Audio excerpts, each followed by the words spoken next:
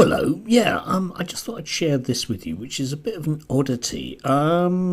It has no real context other than woman complaining about things, which to me sounds like one of those kind of middle class, oh, isn't it awful and it needs to end because I'm mildly inconvenienced once.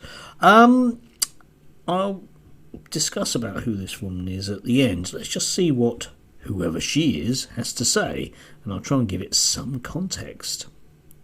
Unfortunately, the practicalities of the situation mean we need a hotel, and if Boris Johnson announces that hotels and the hospitality sector's closed, that will put us in a very difficult situation, I'm sure, like lots of other people around the country. But no, as far as I'm concerned, personally, I'm going to do what the hell I like. Okay, yeah, I presume she's saying something about Christmas. Anyway, there's no context to this. Yes, I don't know quite what she'd do if she decides that even if Boris doesn't shut the hotel, that she turns up and there are no staff because they're all off with COVID. Leave that one hanging in the air. I don't honestly know. I don't know what she'd do. Sue? Presumably that'd be a nice middle class thing to do, won't it? Let's carry on. Because I'm sick to death of having my life dictated by these rules. I've done what I'm supposed to do in terms of getting vaccinated.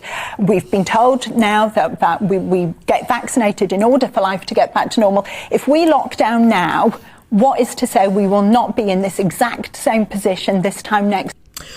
Nothing, mystery lady. There's nothing. I often, with people like this, I think to myself about that sort of classic view of, oh, well, during the Second World War, we would have just, got on with it stoically like the people that we are. Presumably after 1940, she'd be bitching about the fact that, I don't know, that rationing is going to continue into 1941. I don't really know quite what her problem is. This idea of, because I've done various things, therefore the pandemic needs to finish. Is that her argument? I don't really know. Let's carry on. Next year, we're locking down not on the basis of evidence, but on the basis of what might happen. Yeah, and to just dive in there, we have to work on the basis of what might happen, don't we? Yeah, we can't decide a week after things have gone totally up that we might need to do something. That's kind of the way that preventative measures work. I mean, she can decide if she wants to walk across the road, but if she gets hit by a car, I don't know what she's going to do. Complain bitterly that she's done everything up to looking? I don't really understand the argument here. It's we mustn't do anything preventative because we might not need it. Yes. What? If we're going to have preemptive lockdowns on the basis of the NHS might become overwhelmed, then we will be doing this every single year. Yes, we might.